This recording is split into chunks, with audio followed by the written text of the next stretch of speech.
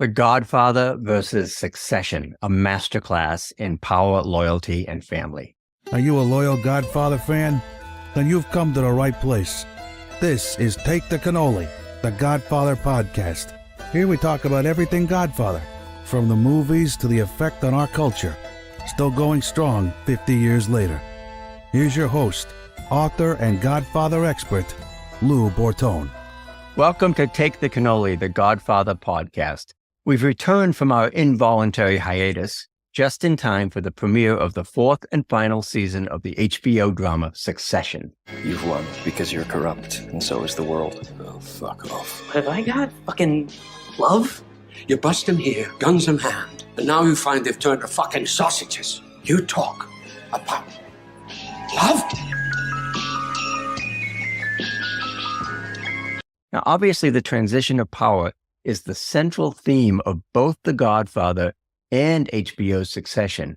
And while the legendary film and the modern-day drama are 5 decades apart, both are textbook studies of power, loyalty, and the complicated dynamics of family relationships, especially when the business is the family and the family is the business.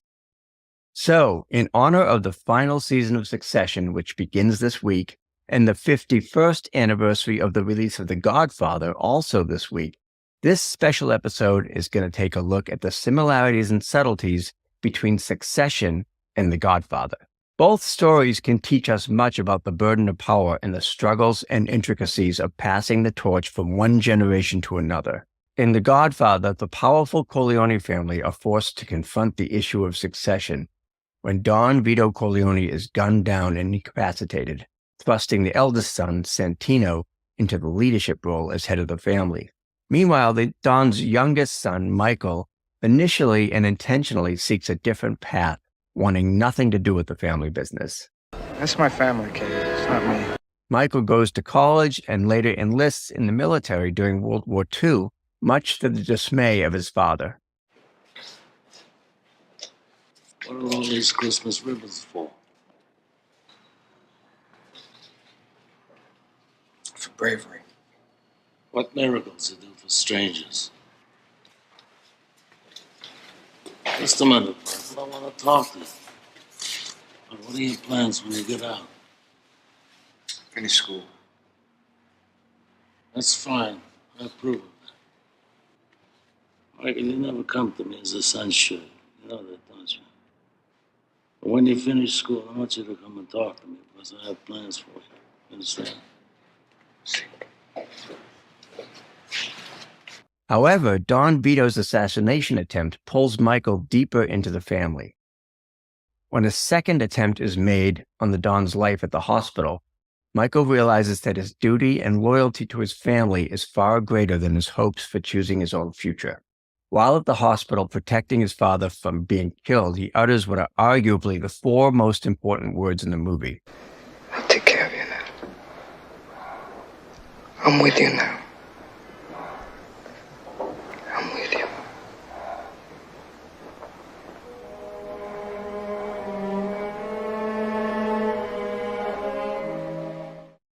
I'm with you now. And with those 4 words, the torch is passed and Michael's destiny is forever changed. After the second attempt on his father's life, Michael proposes a bold plan that will set the rest of the story in motion by suggesting that he, the college boy, will kill both the mob rival Sollozzo and the corrupt police captain McCluskey. Sollozzo requests a meeting with Michael, and the mobster isn't threatened by Michael because he knows he's a civilian and not involved in the muscle end of the family business. They want to have a meeting with me, right? It will be me, McCluskey, and Sollozzo. Let's set the meeting. Get our informers to find out where it's going to be held.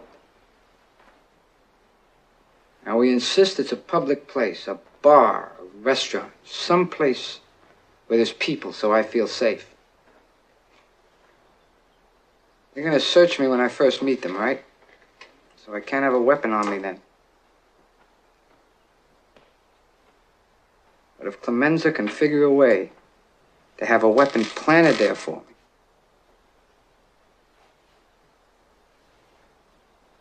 then I'll kill them both.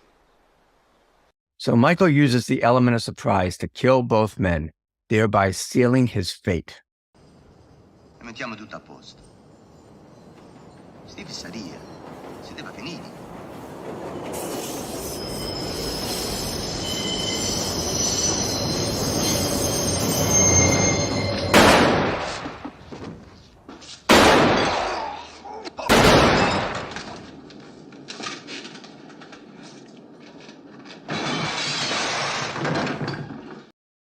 Michael is then forced to flee to Sicily, while the 5 New York crime families plunge into an all-out mob war.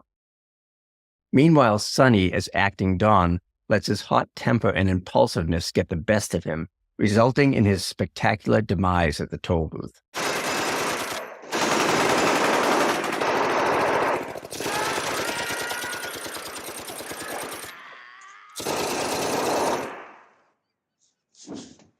After Sonny's brutal massacre, and with his father now older and weaker, Michael must return from Sicily and take his place as the head of the family. Pop, what about Sonny? What about Sicily?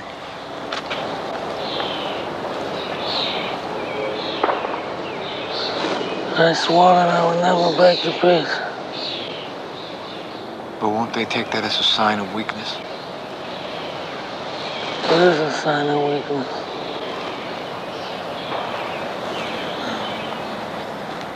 You gave your word that you wouldn't break the peace. I didn't give mine. You don't have to have any part in it. I take all responsibility. Switching back to modern day and another wealthy and powerful family, Logan Roy, played brilliantly by Brian Cox, is a self-made media mogul who oversees his media empire, Waystar Royco. The series begins with an episode where the aging patriarch is set to pass the reins of the company to his son Kendall. But Logan pulls the rug out from his would-be successor and decides to stay at the helm, humiliating and alienating Kendall in the process. So come on. When will you be ready to step down? I don't know. 5? 5 years? 10. 10? Dad, seriously. It's my fucking company. Yeah, it is your fucking company, and you know what? You're running it into the fucking ground. This sets into motion the epic power struggle between Logan and his 4 adult children, with each now vying for control and influence over the family business. Unlike the reluctant Michael Corleone, who never wished to become the Don, the Roy children will do anything: lie, cheat, steal, stab each other in the back, whatever it takes to become the successor to their aging and ailing father. Siobhan, are you part of this family or not? My hunch is that you're going to get fucked, and I've never seen Logan get fucked once. I do love you. I love all 3 of you pricks, but what do I get from you chumps but chump change? Fucking chump change. But I am the eldest son of our father. I am. Hey, Dad. I nailed him. I am the only child you'll ever need. You can kill the others. Love you. Godfather director Francis Ford Coppola has described The Godfather as a Greek tragedy, calling it a story of a king with 3 sons. But the Corleones have nothing on the Roys when it comes to Shakespearean drama or shocking plot twists. The first season of Succession finds Kendall attempting to oust his father and mount a hostile takeover, but Logan Roy, as always, prevails. All in favor of the vote of no confidence in Logan Roy? Me. My hand is raised. Oh, no shit, Judas. You better be smelling your fucking armpit, Romulus. It's my fucking company.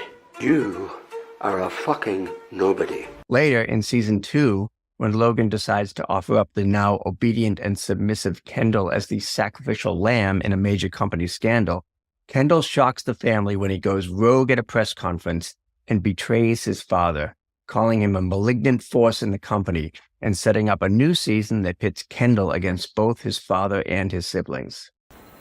The truth is that my father is a malignant presence, a bully and a liar, and he was fully personally aware of these events for many years and made efforts to hide and cover up. He had a twisted sense of loyalty to bad actors like Lester McClintock.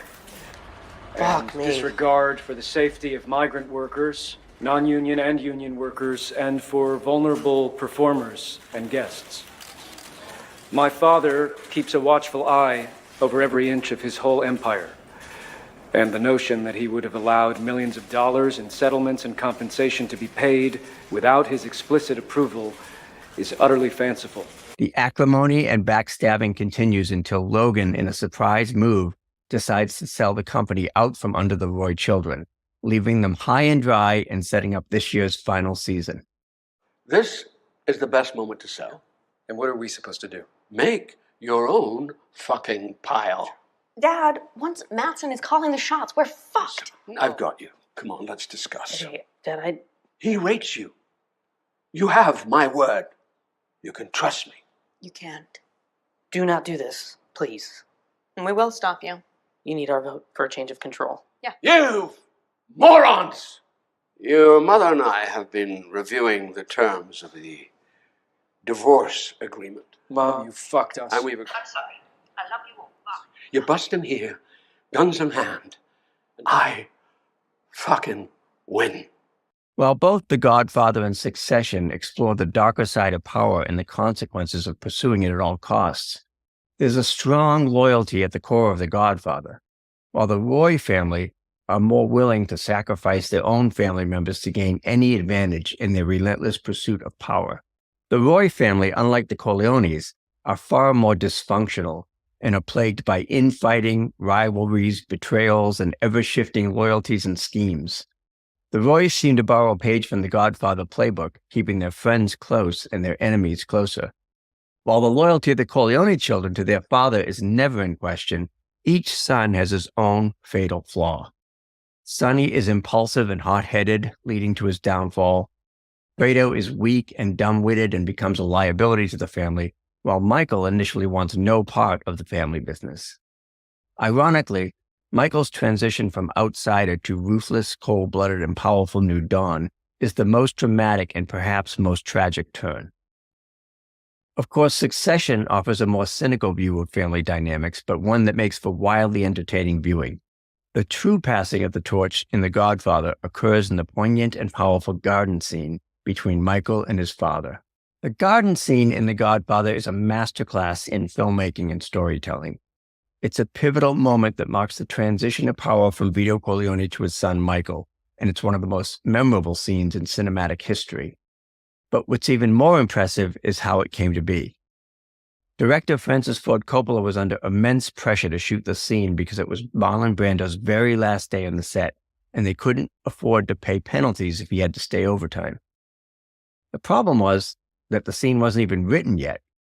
Coppola had been working on it for months, but it just wasn't coming together. Enter Robert Towne, a renowned script doctor who was called in at the last minute to write the scene. He worked through the night and delivered the script by 4 a.m. The scene was then printed on big cue cards and delivered to Brando on the set. The result is a scene that's both poignant and powerful, as Vito Corleone reflects on his hopes for Michael and the family business. It's a scene that ultimately symbolizes the passing of the torch and the transition of power. I want you to arrange to have a telephone man check all the calls that go. You're not here. I did it already, Pop. You know, could be Pop, anyone. I took care of that. Oh, that's right. I forgot. What's the matter? What's bothering you? I'll handle it. I told you I can handle it. I'll handle it.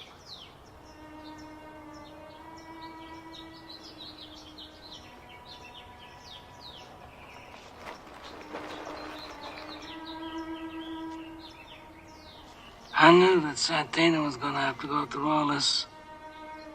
And Fredo, oh. Fredo was, oh. And I never wanted this for you. I worked my whole life. I don't apologize to take care of my family. And I refused to be a fool. Dancing on the string held by all those big shots. I don't apologize, that's my life, but I thought that when it was your time that you would be the one to hold the strings. Senator Corleone, Governor Corleone, something. Another Petronovanta. Oh. This wasn't enough time, Michael. Wasn't enough time. We'll get there, Pop. We'll get there.